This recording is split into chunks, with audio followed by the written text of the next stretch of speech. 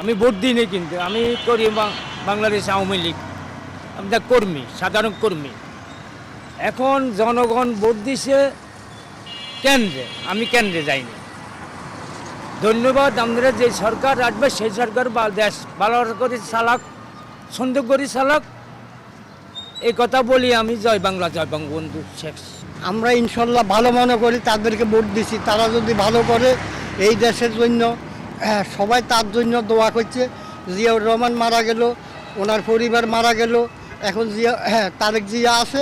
ইনশাল্লাহ সে যদি দেশ ভালো চালায়, সবাই তার জন্য দোয়া করব। এই দেশ শান্তিপূর্ণভাবে চলবে, আমরা আকাঙ্ক্ষা করছি।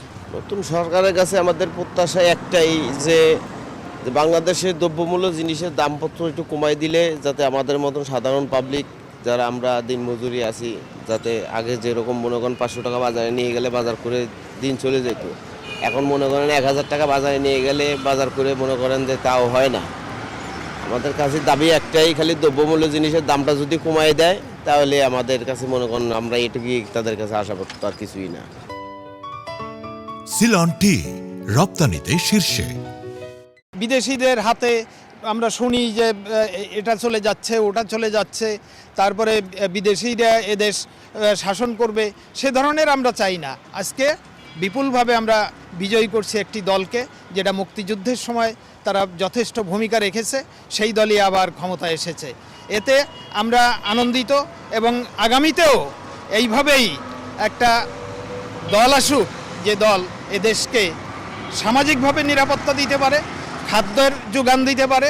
সাধারণ মানুষ যদি খাবার না পায়, পেটে যদি খাবারই না থাকে, তাহলে তো এদেশে বেঁচে থাকবে কেমন করে? সেইটাই হচ্ছে বড় জিনিস, যে সবাই খেটে খাওয়ার যে বন্দোবস্তটা, সেইটার জন্য সরকার করতে পারে। সবার জন্য চাকরির যে নিশ্চয়তা, লেখাপড়া শিখে রাস্তাঘাটে ঘুরে ঘুরে বেড়াবে, এবং ব্রেইনি ছেলে পেলে যখন একটা ডাকাতি করতে যাবে, ওর ব্রেন দিয়ে করবে, এটা তো সাধারণ মানুষের মতো করবে না। তখন নিশ্চয়ই দেশে এমন কিছু ঘটবে যেটা খুবই খারাপ হবে। অতএব এই রাজনৈতিক দলকে বেরিয়ে আসতে হবে তাদের সেই বলয় থেকে। তারা বেরিয়ে আসবে সাধারণ মানুষের মাঝে, এবং বেরিয়ে এসে এই সাধারণ মানুষের সঙ্গে মিলেমিশে দেশটাকে রক্ষা করবে।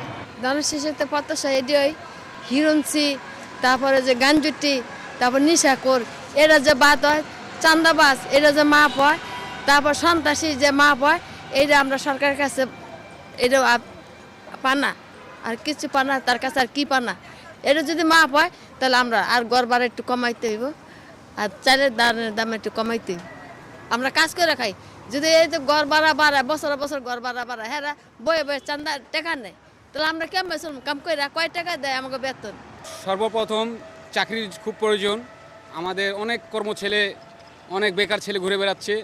আশা করি বেকার ছেলেগুলো যেন আর না ঘুরে বেড়ায়, এবং আমাদের মতো অনেক রিক্সাওয়ালা আছে, তারা পরিশ্রম করে খাটে খায়, এদের জন্য সমস্যা না হয়, আমাদের জন্য সমস্যা না হয়, আমরা এটাই আশা করি।